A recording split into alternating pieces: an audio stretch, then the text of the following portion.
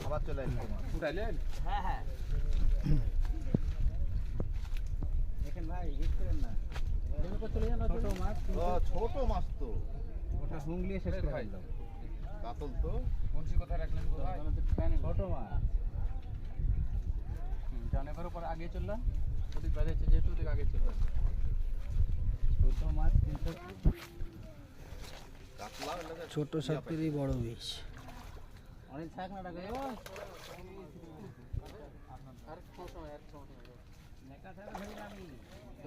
এটা ঢুকতো না আমি আবার তাপ দিয়ে ভেঙে ঢুকছি না অনিল কই রাজি আসছি এখানে